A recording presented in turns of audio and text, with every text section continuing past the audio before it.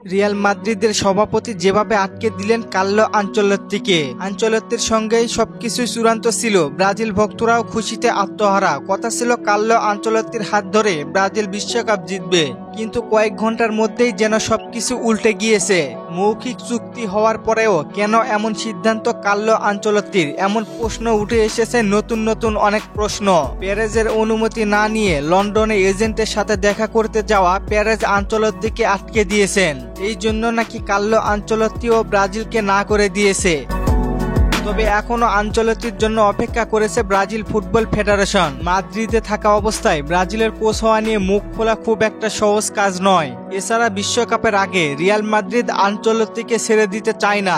আবার সৌদি আরব থেকে কার্লো আনচেলত্তির জন্য 50 মিলিয়ন স্যালারি অফার করা হয়েছে। এইদিকে গ্লোবো আরেকটি সাংবাদিক জানিয়েছে, ব্রাজিলের দুর্বল নিরাপত্তার ব্যবস্থা, ব্রাজিল ফুটবল ফেডারেশনের খারাপ পরিস্থিতির কারণে আনচেলত্তির আগ্রহ কমে যায়।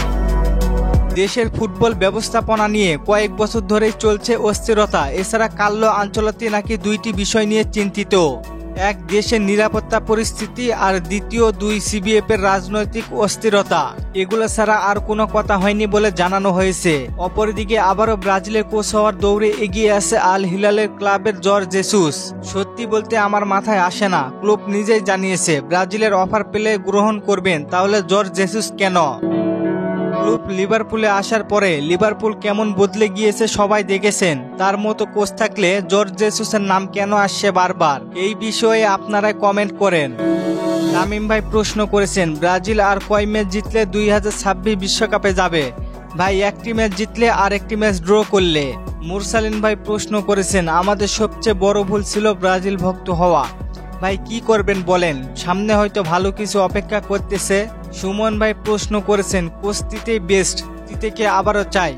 ভাই, মনে হয় না তিতে আবারও আসবেন। তাহসিন ভাই প্রশ্ন করেছেন, ব্রাজিলের পরবর্তী কোচ হওয়ার দৌড়ে সবচেয়ে কে এগিয়ে?